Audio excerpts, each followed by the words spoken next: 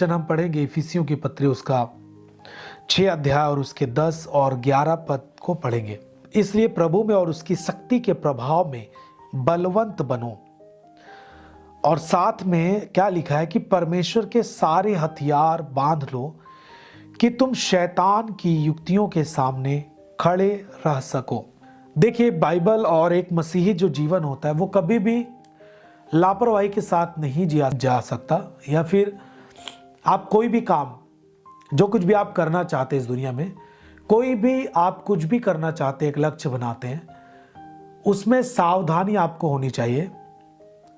बिना सावधानी के आप कुछ भी नहीं कर सकते। यदि आप लापरवाह हैं, आपको फिक्र नहीं और आप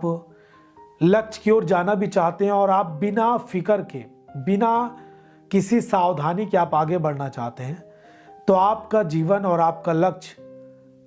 कुछ भी आप नहीं प्राप्त कर सकते। आप पीछे रह जाएंगे और आप कभी भी सफल नहीं हो सकते। देखिए, जो मसीही जीवन है ये आत्मिक जीवन है, और इस आत्मिक जीवन में केवल आत्मिक नहीं परंतु आपके ये भौतिक जीवन पर भी प्रभाव डालता है, क्योंकि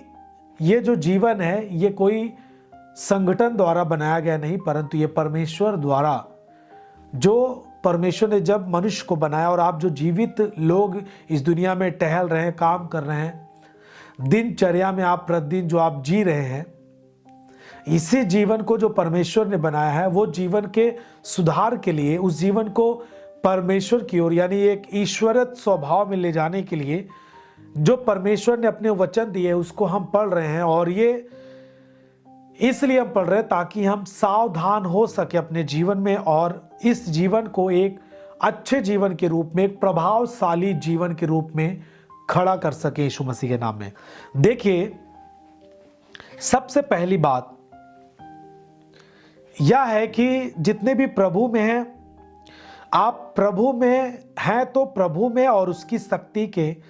प्रभाव में आपको बलवंत बनना है। यदि आप बलवंत नहीं हैं और आपके अंदर कोई भी कमजोरी है, क्योंकि यदि आप दुनिया में हैं तो आपके जीवन में हो ही नहीं सकता कि कोई भी आपके सामने ऐसी परिस्थितियां ना आए। हर एक परिस्थितियां आती हैं इस जीवन में रहते हुए। इस जीवन में दुख भी आता है, सुख भी आता है। इस जीवन में कभी कभी ऐसा समय आता है कि आपको बहुत ही समझ के साथ कदम उठाना पड़ता है, बहुत समझ के साथ आपको निर्णय लेना पड़ता है, क्योंकि ऐसा टाइम आता है कि आप यदि वचन में मजबूत नहीं हैं, यदि आप वचन को और परमेश्वर के प्रभाव में आप बलवंत नहीं हैं, तो आप नहीं समझ पाएंगे कि आपको करना क्या है, और आप ऐसा कदम उठाएंगे और आप ऐसा काम करेंगे जिसके द्वारा आप शैतान की युक्ति में फंस जाएंगे और आप असफल होंगे और शैतान सफल हो जाता है। आप जिसके साथ चलने वाले हैं, आप जिसके साथ चल रहे हैं और आप जिसके साथ चलने का आपने निर्णय लिया है, वो आपको एक शक्ति देता है, और जिसके द्वारा आप इस दुनिया में बिना रुके हुए जयवंत जीवन आप जी सके यीशु मसीह के नाम में। कोई भी परिस्थिति आए आपके आत्मिक क्षेत्र में, आपके पवित्रताई के क्षेत्र में, आपके दिनचर्या, आपका डेली का एक रूटीन है उस क्षेत्र में, या फिर आपके बिजनेस में, या फिर आपकी युवा लाइफ में, हर जगह कहीं भी कुछ भी चीजें आती हैं, परिस्थितियां आती हैं, शैतान के प्रभाव आते हैं। यदि आप परमेश्वर के हाथ के नीचे हैं और उसके सामर्थ्य के द्वारा बलवंत हो चुके हैं, इन सब चीजों का आप आसानी से सामना कर सकते हैं। आमीन। यहां पर लिखा है 11 पद में कि परमेश्वर के सारे हथियार बांध लो कि तुम शैतान की युक्तियों के सामने खड़े रह सको।